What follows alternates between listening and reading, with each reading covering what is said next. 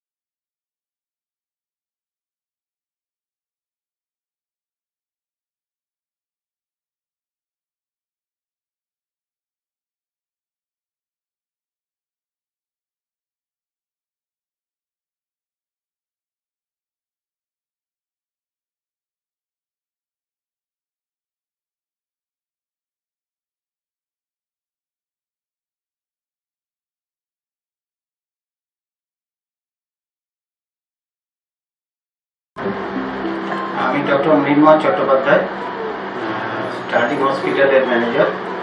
On behalf of doctor Swarnab Roy, director, আমি doctor Dipten Ghosh, director.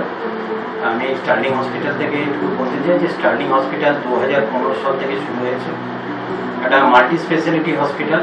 এখানে সব ধরনের ফেসিলিটি এই হসপিটালে হয়। ধরুন মেডিসিন আছে, মেডিসিন আমাদের আইসিইউ, আইটিইউ আছে, তার সঙ্গে orthopaedic, gynaecology, surgery, paediatric, NICU, total facility যেমন একটি মাল্টি স্পেশালিটি হসপিটালে থাকে সেই ফেসিলিটি আমাদের এখানে আছে। আমাদের এখানে সব ধরনের ডাক্তারবাবু আছে, যেমন কার্ডিওলজিস্ট আছেন, মেডিসিনের ডাক্তারবাবুরা আছেন, সার্জন আছেন, গাইনোকোলজিস্ট আছেন, অর্থোপেডিক্স আছেন, ভ্যারিয়াস অফ ডক্টর যারা রেপুটেড ডক্টর আসানসোলের, তারা এখানে এসে প্র্যাকটিস করেন এবং আমাদের আইপিডি সার্ভিস দেন।